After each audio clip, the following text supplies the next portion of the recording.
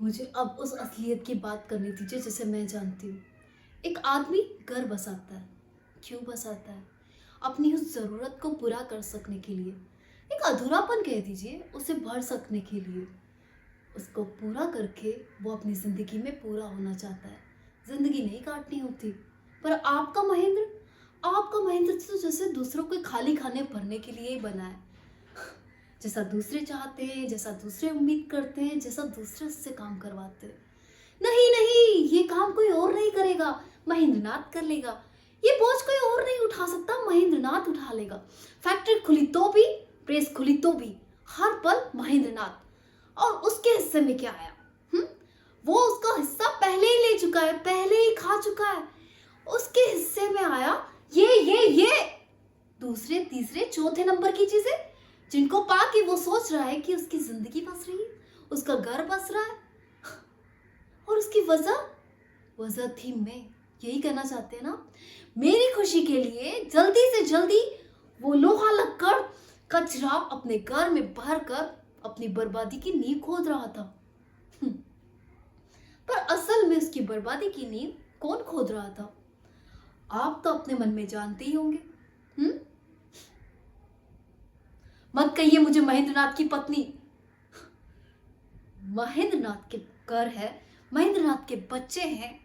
ये बात उसके चाहने वाले को कभी समझ नहीं आई।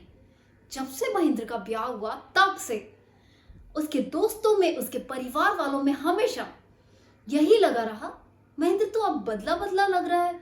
महेंद्र पहले जैसा महेंद्र नहीं रहा। महेंद्र अब हंसता नहीं, बोलता नहीं। और महेंद्र पूरी कोशिश करता कि वो वही बना रहे। इसके लिए वो दिन रात छटपटाता, दीवारों पे सिर फोड़ता, पत्नी के घुटने तोड़ता, बच्चों को पीटता। दोस्तों में फुर्सत का वसीला था महेंद्र। उसके बिना कोई पार्टी नहीं जमती, उसके बिना कोई रंग नहीं जमता, महफिल नहीं जमती। उसका मुख्य काम ही दोस्तों का फुर्सत कटवाना, उनकी पार्टी सजाना।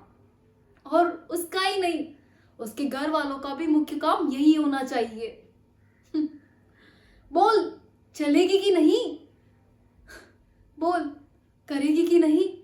तुझे बात करने की तमीज नहीं है, तुझे लोगों में उठने बैठने की तमीज नहीं है, तू अपने आप को पढ़ी लिखी बोलती है।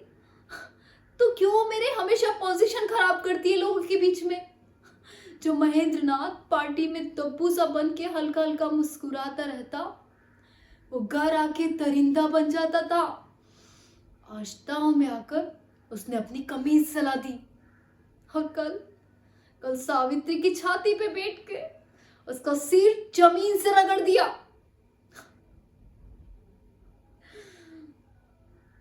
बोल, चलेगी कि नहीं? चलेगी ना? इनकार तो नहीं करेगी? सावित्री फिर भी नहीं मानती, नहीं बोलती, इनकार करती। नफरत करती है वो उस आदमी से, उस आदमी के अधूरे होने से। उसे एक पूरा आदमी चाहिए, ऐसा अधूरा आदमी नहीं। और जब भी वो कोशिश करती, उसके व्यवहार में फर्क आने लगता, तो उसके दोस्तों में, परिवार वालों में इस चीज का गम मनाया जाने लगता। सावित्री महेंद्र की नाक में नकेल डालकर लगती है, उसके अपने हिसाब से चला रही है। सावित्री ने रीढ़ तोड़ दी है महेंद्र की। जैसे महेंद्र आदमी ना होकर हाड़ मांस का पुतला हो गया। बेचारा महेंद्र। ये बात आप मुझसे कह रहे हैं? मैंने जाना है उस आदमी को। 22 साल दिए उस आदमी को मैंने।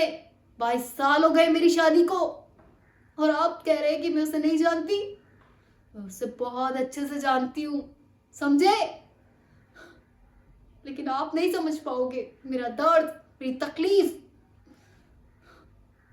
चली जाइए आप यहां से, आप सब। नहीं चाहिए मुझे ये आदमी, जाइए।